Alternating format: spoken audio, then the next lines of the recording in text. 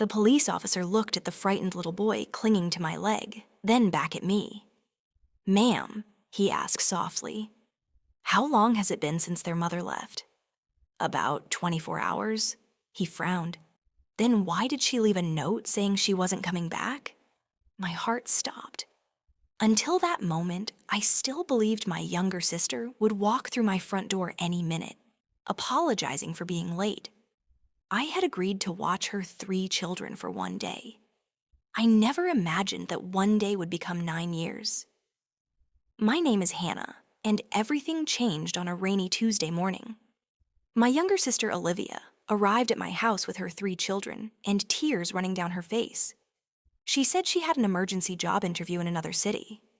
She hugged Emma, who was 8, Lucas, who was 6, and little Noah, only 3 years old. She kissed each of them, smiled through her tears, and promised, "I'll be back before dinner." Then she drove away. Dinner came. Then midnight. Her phone was turned off. The next morning, I called everyone I could think of. Friends, relatives, hospitals, even her workplace. Nobody had seen her. While making breakfast for the children, I found a folded note on my kitchen counter. "I'm sorry. I can't be the mother they deserve. Please take care of them. Don't look for me." I read it over and over, hoping the words would somehow change. They never did. The police opened a missing person investigation, but weeks turned into months, and months turned into years. Eventually, the case grew cold. The children kept asking the same heartbreaking question. "When is Mom coming home?" At first, I answered, "Soon." Later, I answered, "I don't know." Eventually, they stopped asking. That was somehow even more painful. I wasn't rich. I worked long hours as a nurse and barely managed to pay my own bills. Suddenly, I had 3 growing children depending on me. There were nights I skipped dinner so they could have enough food. There were birthdays when I wrapped secondhand toys because that was all I could afford. There were winters when I wore the same old coat so Emma could have a new one for school. I never regretted a single sacrifice. Little by little, we became a family. Emma learned to bake cookies every Sunday. Lucas fell in love with soccer and practiced until sunset every day. Noah barely remembered his mother's face. Whenever someone asked about his parents, he simply pointed at me and smiled. I never tried to replace Olivia. I only tried to make sure her children never felt abandoned again. 9 years passed. Emma was preparing for college. Lucas had become captain of his school soccer team. Noah was no longer the frightened little boy hiding behind my legs. Life wasn't perfect, but it was peaceful. Then one afternoon, someone knocked on my door. I opened it. Standing there was Olivia. She looked older, elegant, dressed in expensive clothes. Behind her stood 2 lawyers. For a moment, none of us spoke. Then Noah whispered, "Mom?" She smiled as if 9 years had been nothing more than a long vacation. "I've come to take my children home." The room fell silent. Emma stepped backward. Lucas crossed his arms. Noah looked confused. One of the lawyers handed me a stack of legal documents.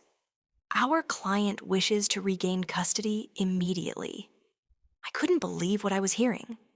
She hadn't called. She hadn't written. She hadn't sent a birthday card. For 9 years. And now she wanted to erase everything as though it had never happened. The following weeks were filled with court hearings. Olivia claimed she had suffered emotional trauma and had finally rebuilt her life. She insisted she deserved a second chance. Her lawyers painted me as someone who had taken advantage of the situation. Every accusation felt like a knife. But I stayed calm, because the truth doesn't need to shout. During one hearing, the judge asked Olivia a simple question. "What are your children's favorite foods?" She couldn't answer. "What schools do they attend?" Silence. "What are their birthdays?" She guessed 2 incorrectly. The courtroom became painfully quiet. Then the judge invited the children to speak. Emma stood first. She looked directly at her biological mother. "You gave birth to me," she said, her voice trembling. "But Aunt Hannah raised me." She stayed when you left. Lucas followed. When I broke my arm, Hannah slept in the hospital chair beside me. When I failed math, Hannah helped me every night until I passed. When I scored my first goal, Hannah was cheering louder than anyone. Finally, Noah stood. He was only 12, but his words made nearly everyone in the courtroom cry. "I don't hate you," he told Olivia, "but mothers don't disappear for 9 years and come back with lawyers. I already have a mom." Then he turned toward me. "And she's sitting right there." I couldn't stop the tears. Neither could the judge. After reviewing every piece of evidence, the court ruled that Olivia had voluntarily abandoned her children for nearly a decade. Custody would remain with me. The children themselves had clearly expressed where they felt safe, loved, and at home. Olivia lost the case. As she walked out of the courtroom, she looked back only once. Not at me, at the children. They didn't follow.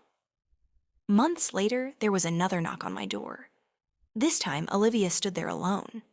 No lawyers, no expensive clothes, just a tired woman carrying a small box. Inside were old family photographs, baby blankets, and letters she had written over the years, but never mailed. "I'm not asking for custody anymore," she said quietly. "I just wanted to say I'm sorry." No one spoke for several seconds. Emma stepped forward first. "We forgive you," she said gently. "But forgiveness doesn't erase the years we lost." Olivia nodded. She understood.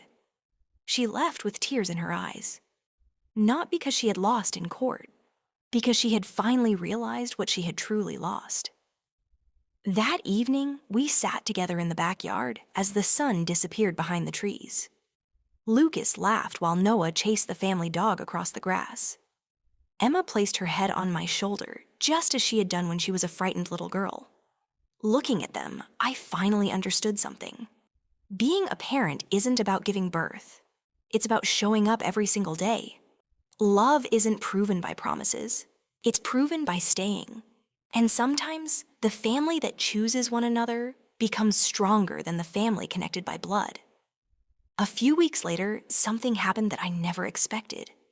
The mail arrived with 3 envelopes. Each one had my name written in a different handwriting. Emma's letter was first. "Thank you for teaching me that love is a choice we make every day. When I become a mother someday, I hope my children feel as safe with me as I always felt with you." Lucas's letter was shorter. "You never missed a single game, even when you worked double shifts. Every goal I ever scored was because I knew you'd be in the stands." Then I opened Noah's. Inside was a folded piece of paper from school. At the top, his teacher had written, "Write about your hero." His entire essay was about me. The last sentence simply read, "Some people say heroes wear capes. Mine wore hospital scrubs and came home tired every night. But she still made dinner, checked my homework, and tucked me into bed." I couldn't hold back my tears, not because I needed their gratitude, but because after all those years of wondering whether I had done enough, I finally had my answer. Families aren't built in a single moment. They're built through thousands of ordinary days filled with patience, sacrifice, forgiveness, and unconditional love. And as I looked around the dinner table that night, I realized I had never simply raised 3 children. Together, we had saved one another,